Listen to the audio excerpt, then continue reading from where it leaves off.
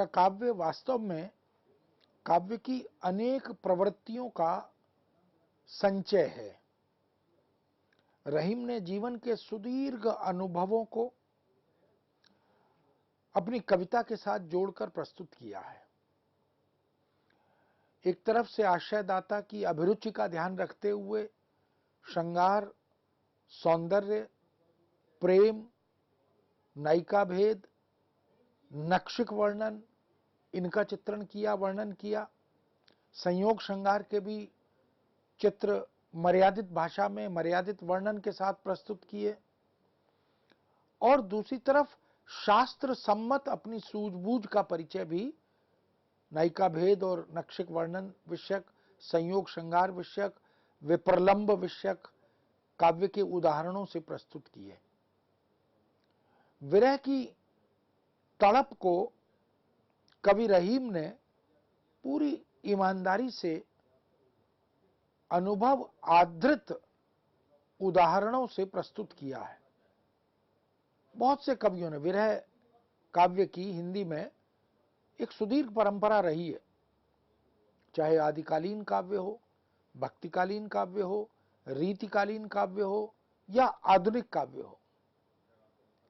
वियोगी होगा पहला कवि, आह से उपजा होगा गान उमड़कर, आंखों से चुपचाप बही होगी कविता अनजान। विरह को प्रेम की कसौटी इसीलिए कहा भी गया। मीरा की कविता में विरह, कृष्ण भक्त कवियों सूर, नंदास, अष्टछाप के कवियों की कविता में गोपियों का प्रेम और विरह, जिसमें भ्रमर गीत प्रसंग आदि के माध्यम से विरह से सिक्त गोपियां उद्धव को कैसे प्रताड़ित करती हैं। राम और सीता के प्रेम में भी विरह किस तरह अभिव्यक्ति पाता है। और सूफी काव्य तो विरह से परिपूर्ण है। नागमती के विरह को तो बार बार मधुमालती में भी विरह हम देख सकते हैं, कुतुबन में, मौलाना दाऊद में, इन सब की रचनाओं में, और यहां तक के संतों की कविता में भी, चाहे वो भगवत प्रेम से पैदा हुआ विरह है या लौकिक प्रेम से पैदा हुआ विरह है। रहीम ने भी विरह को बहुत सुंदर ढंग से अभिव्यक्त किया। झूम झूम चहूं ओरन बरसत में, त्यों त्यों प्रिय बिन सजनी तरफत दे। अब ये विरोध का चमत्कार देखिए। झूम झूम चहूं ओरन बरसत में, चारों तरफ खूब झमाझम बारिश हो रही है, और वर्षा जो कि विरह की अग्नि को शांत करने का काम करे, लेकिन शांत नहीं कर रही, वो उस विरह को और उद्दीप्त कर रही है। जैसे जैसे बारिश हो रही है, बरसात हो रही है, वैसे वैसे प्रियतमा का जो चित्त है वो तड़प रहा है, उसकी जो देह है वो तड़प रही है। यानी ये जो तरफत देह है, मछली की तरह तड़पने का बिंब कवि बनाता है। तो विरह वास्तव में विलक्षण अनुभूति है। जबते बिछरे मोहन भूख न प्यास। अब ये प्रेम पात्र से विछोह हो जाए, दूरी हो जाए, तो कुछ अच्छा नहीं लगता। न खाना, न पीना, न सोना, न जागना। जब से प्रियतम से विछोह हुआ है, विरह हुआ है, दूरी बढ़ गई है, भूख और प्यास दोनों नष्ट हो गए। बेरी बेरी बड़ी आवत बड़े उसास। और बार बार ये जो श्वास है ये तीव्र गति से बढ़ने लगती है। विरागनी वास्तव में जिसने प्रेम किया वही इसके अनुभव को समझ सकता है। जबते बिछड़े मितवा कहूं कस चैन। बताओ, जब से मीत बिछड़ गया हो, प्रिय पात्र बिछड़ गया हो, तो फिर चित्त को चैन कैसे मिल सकता है। रहत भर्यो हित सासन आंसुन नैन। रहत भर्यो हित सासन आंसुन नैन। आंखों में अश्रुओं की धारा प्रवाहित होती रहती है और ये जो श्वास है ये बहुत तेज गति से चलने लगती है, क्योंकि प्रियतम से विछोह को ये चित्त स्वीकार नहीं करता, सहन नहीं कर पाता। रहीम का वियोग वर्णन वास्तव में उनके प्रेम की अनुभूति के हृदयगत भावों को सहज बनाकर, स्वाभाविक बनाकर और मर्मस्पर्शी बनाकर अभिव्यक्ति देता है। रीतिकाल के रीतिमुक्त कवियों की विरह भावना पर रहीम के इन सच्चे मनोभावों का प्रभाव यत्र तत्र सर्वत्र दिखाई देता है। चाहे बोधा हो, आलम हो, ठाकुर हो, द्विजदेव हो या रीतिमुक्त काव्य के प्रवर्तक कवि घनानंद हो, विरह बारिश जैसी रचना पूरी की पूरी विरह वेदना को व्यक्त करने वाली वह भी लिखी गई। और सुजान और घनानंद का प्रेम, उनका विछोह, ये तो हम जानते ही हैं। तब हार पहाड़ से लागत है, अब आनी के बीच पहाड़ परे। तो विछोह की जो वेदना, जो टीस है, वो वास्तव में हृदय को कुरेदती है। कहियो पथिक संदेशवा गही के पाए, मोहन तुम बिन तन कहूं रहो न जाए। शब्दों का चयन, तन कहूं, तनक भी, बहुत थोड़ा सा भी जीना बड़ा कठिन हो गया। जीवन यापन, प्राणों को बचाकर रखना बड़ा कठिन हो गया। तो पथिक को, आते जाते पथिक को, ये जो प्रेयसी आत्मा है या प्रेमिका है, वो कह रही है कि मेरा ये संदेशा जाकर मेरे प्रियतम को देना कि तुम्हारे बिना अब जीवन कठिन है, दुर्लभ है, नहीं निभा नहीं हो पा रहा है। लोग लुगाई हिलमिल खेलत फाग, पर्यो उड़ावन मोकों सब दिन काग। कौवे की जो कर्कश ध्वनि है वो कर्णभेदी है, हृदय को बड़ी टीस पैदा करती है।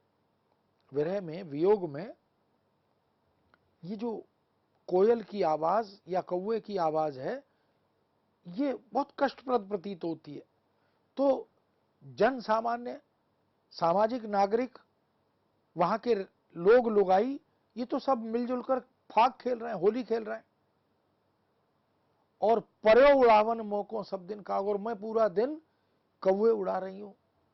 ये जो स्थिति बन गई है विरह और वियोग के कारण, ये वास्तव में प्रेम जन्य जो सात्विक अनुभूति है उसको व्यक्त करती है। रीतिकाल की रीतिमुक्त कविता काव्यधारा के प्रवर्तक कवि घनानंद भी इसी तरह की बात सोचते और व्यक्त करते हैं।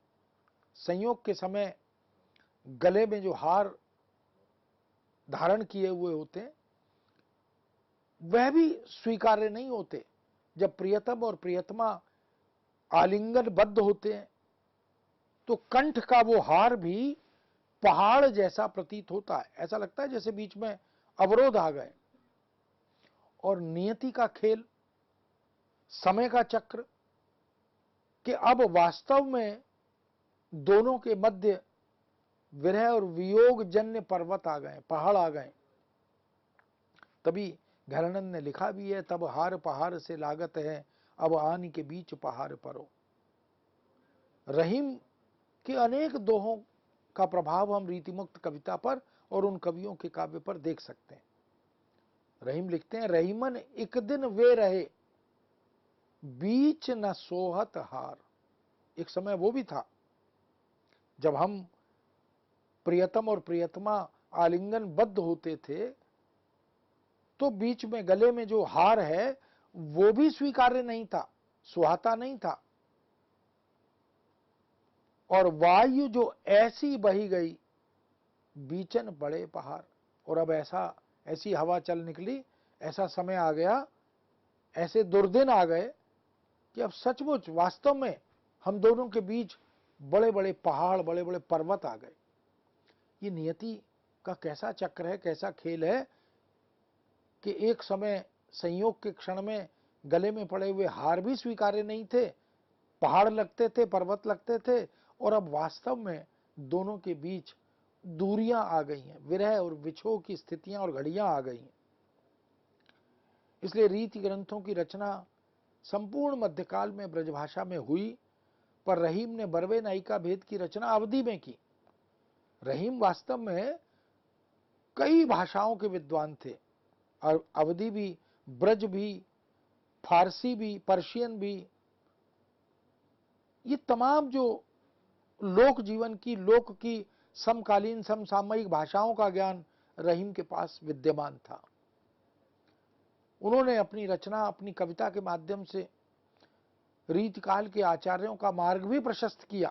आगे चलकर रीतिकाल के कवि, जो आचार्य कवि बने, उनको भी रीतिकाल रहीम की कविता से बहुत लाभ हुआ, प्रेरणा मिली। सहज स्नेह के विषय में कवि ने लिखा, ज्यों 84 लख में मानुष दे। ऐसा कहा जाता है ना, 84 लाख योनियों की यात्रा पार करके मानव जीवन, मानव देह मिलती है। ये बड़ी दुर्लभ देह है मनुष्य के की योनि में आना, मनुष्य का रूप धारण करना। 84 लाख योनियों की यात्रा करने के बाद मनुष्य का शरीर, मनुष्य की देह मिलती है। त्यों ही दुर्लभ जग में सहज सने। ये जो प्रेम और अनुराग की सहजता है, ये भी कोई सरल उपलब्धि नहीं है, बड़ी दुर्लभ उपलब्धि है। इसलिए स्नेह का सहज होना ही वास्तविक स्नेह का परिचायक है। रहीम का प्रेम लौकिक ही नहीं है, अलौकिक भी है। कृष्ण और राम के प्रति अपने भक्तिभाव को वो व्यक्त करते हैं और कहते हैं, रहीमन मन ही लगाई के देख ले हूं किन को, नरको बस करीबो कहा नारायण बस होए। अगर मनसा वाचा कर्मणा व्यक्ति सोच ले और जेहि के जेहि पर सत्य सनेहु, तो तिह मिले नहीं कछु संदेहु। तुलसी ने भी लिखा। मन लगाकर, ये बहुत से रचनाकारों ने, कवियों ने इस बात की ओर संकेत किया। तंत्रिनाद कवित्त रस सरस राग रतिरंग, अन बूढ़े बूढ़े तरे जे बूढ़े सबंग। बिहारी भी कहते हैं। तो रहीम कहते हैं कि कुछ भी काम कीजिए पूर्ण समर्पण से, मन लगाकर, एकाग्र चित्त होकर। यदि भटकाव होगा तो फिर लक्ष्य की प्राप्ति, सिद्धि नहीं हो पाएगी। इसलिए रहीम कहते हैं, मन ही लगाई के, मन को एक निष्ठ होकर, एक निष्ठ भाव से आप अपने लक्ष्य पर केंद्रित कीजिए। देख ले हूं किन को, और दुनिया इस बात को देखती है कि जिन्होंने किसी भी कार्य को पूरी निष्ठा से, पूरे समर्पण से, पूरे मनोभाव से, मनसा वाचा कर्मणा के समर्पण से किया, उसको उस लक्ष्य की प्राप्ति हुई। और ऐसा करने से नर कोई बस में नहीं कर सकते, मनुष्य कोई बस में नहीं कर सकते, अपितु नारायण को भी, साक्षात परम ब्रह्म को भी हम अपने वश में कर सकते हैं। और बिहारी तो जैसा हम जानते हैं कि उन्होंने नायिका और नायक के घर, यानी नायक नायिका के घर जामन लेने जाती। अब नायिका का नायक के घर जामन लेने जाना, दही जमाने के लिए जो दही का लघु अंश पदार्थ हम दूध में लगाते हैं, उसे जामन कहते हैं। तो नायिका यहां नायक के घर जामन लेने जाती है और लौटते समय नायक के हृदय पर नेह जमा कर आ जाती है। बहुत सुंदर कल्पना है। ये जो सौंदर्य है कल्पना का, यह रीतिकाल की और भक्तिकाल की कविता में अद्भुत उपलब्धि के रूप में हमारे सामने आता है। फेरु कछुक करी पौरी थे, जामन लेकर नायक के घर से वह सीढ़ियों से उतर रही है और मुड़कर पीछे देख रही है। उतरते हुए, सीढ़ियों से उतरते हुए सामने देखना चाहिए, लेकिन जामन लेकर वो नायक के ऊपर विमुग्ध है। कृष्ण का जो अद्भुत सौंदर्य है, क्योंकि रीतिकाल की और भक्तिकाल की कविता में ये बात तो भिखारीदास ने कही भी है, और कवि रीझें तो कविताई, नहीं तो राधिका कन्हई सुमिरन को बहाना है। तो यहां नायिका जो है उसको, राधा को नायिका पर आरोपित किया गया और कृष्ण को नायक पर आरोपित किया गया। राधा रूपी नायिका जब जामन लेकर नायक के घर से निकल रही है, सीढ़ियों से उतर रही है, पीछे मुड़कर देख रही है, फिर ही चितई मुस्काई और नायक पर एक दृष्टिपात किया और देखकर एक मुस्कान फेंक दी, मुस्कान छोड़ दी। अब कवि की कल्पना का सौंदर्य देखिए। आई जावन लैन, आई तो थी जामन लेने, जिए नेहा चली जमाई, लेकिन इस सुंदर मुस्कान को छोड़ने से नायक के हृदय पर,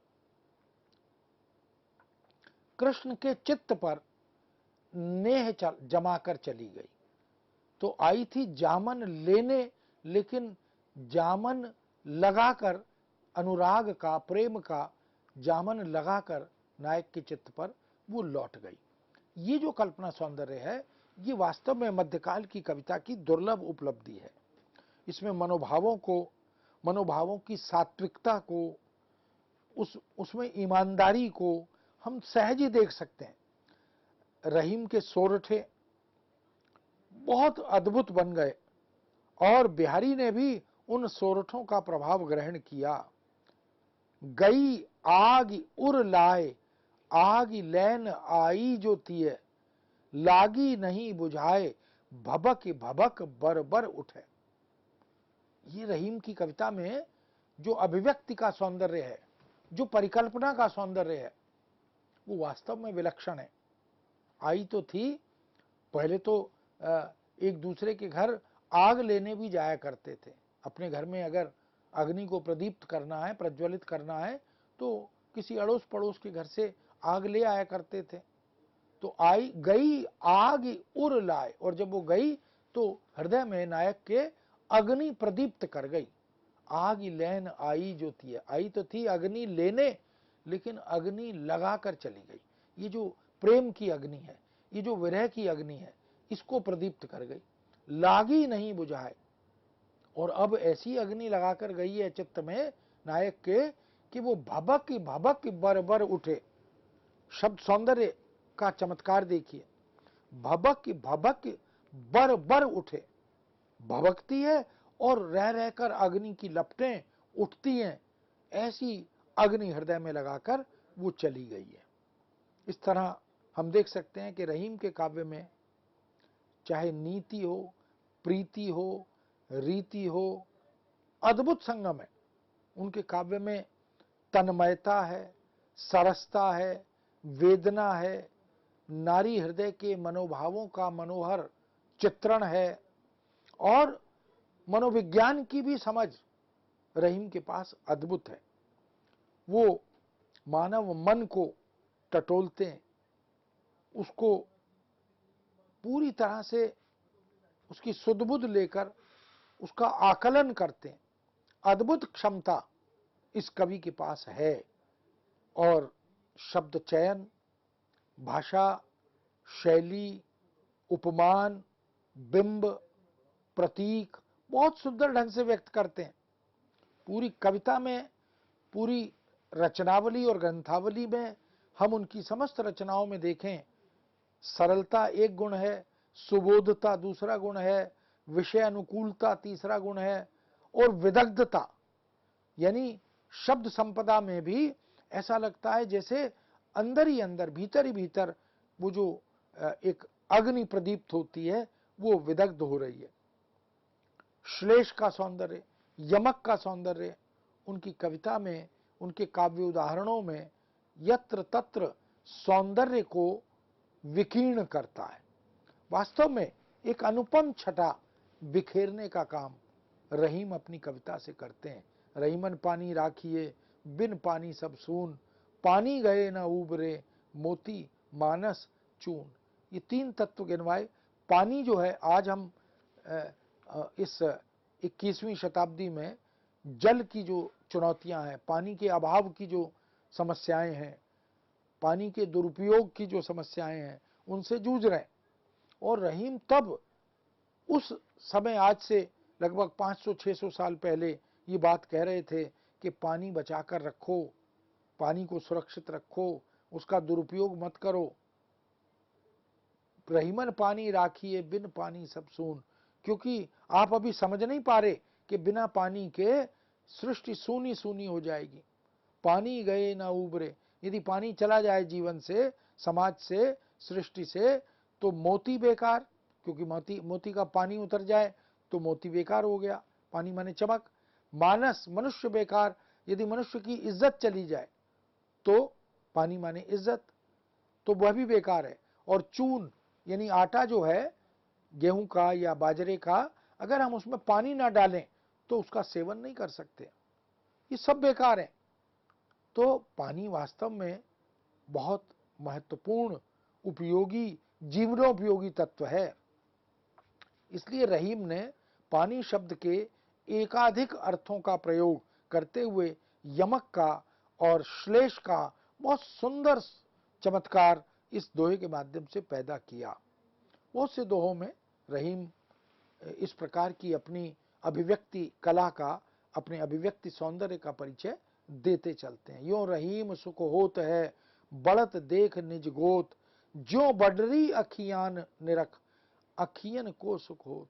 अपने कुल के लोगों को आगे बढ़ते देख, विकसित होते देख बहुत खुशी होती है, जैसे बड़ी बड़ी आंखों को देखकर देखने वाले की आंखों को भी अच्छा लगता है। एक ही कुल, एक ही वंश, एक ही परिवार की है ना आंखें।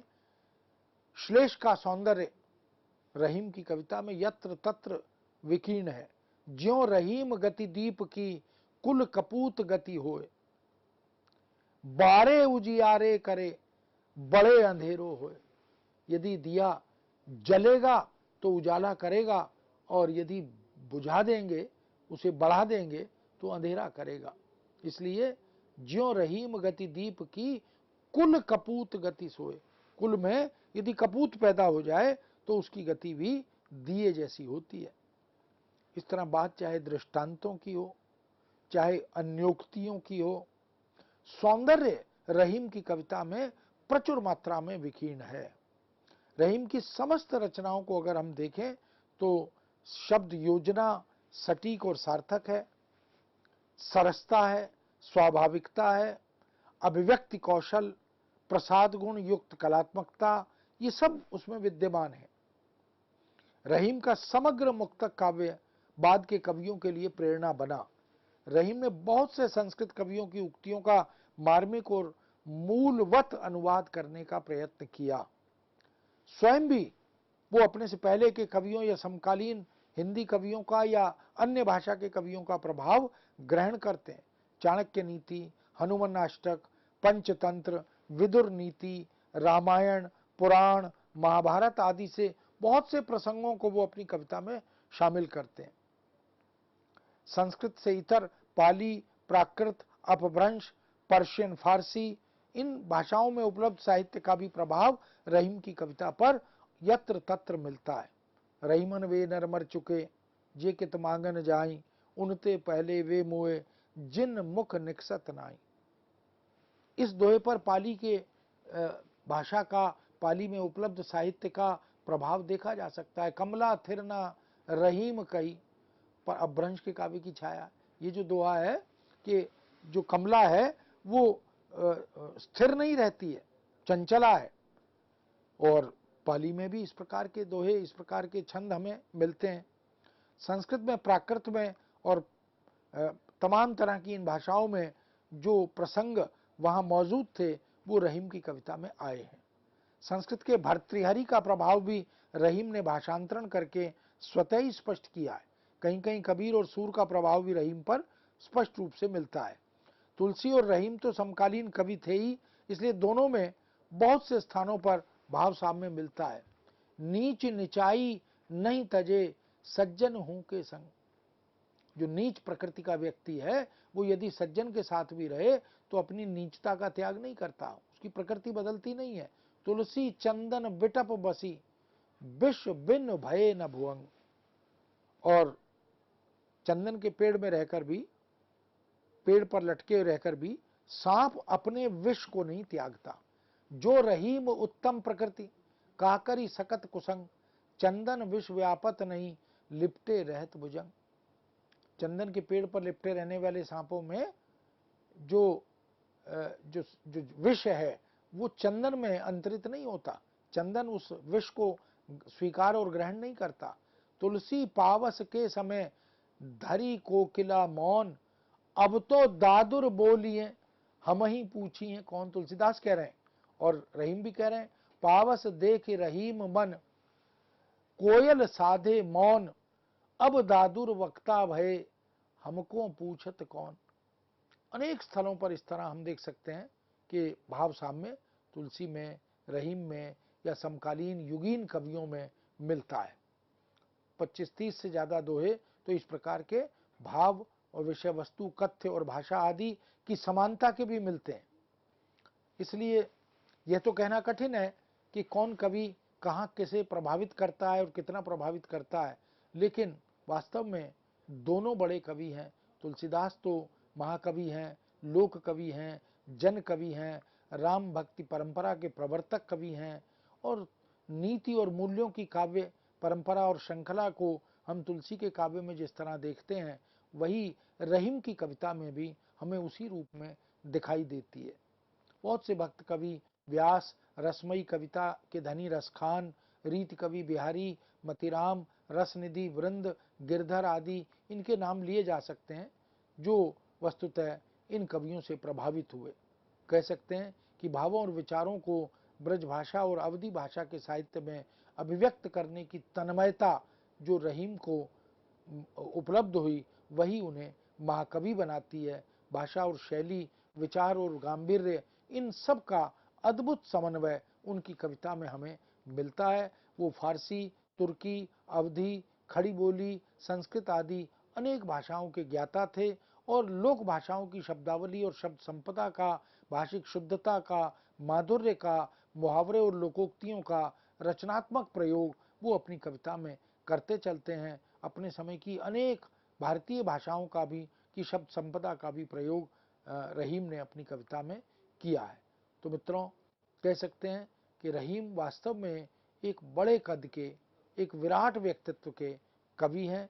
उनकी सूझबूझ, उनकी कल्पना शक्ति, उनके लाक्षणिक और व्यंजनात्मक प्रयोग उन्हें एक विराट कवि के रूप में स्थापित करते हैं। वो प्रतिभाशाली कवि थे और ऐसे कवि का काव्य जो है वो भारतीय वाङ्मय और साहित्य के लिए एक उपलब्धि है। इस विषय को यहाँ विराम देते हैं। पुनः आपके समक्ष नए विषय के साथ उपस्थित होंगे। आज्ञा दीजिए। नमस्कार।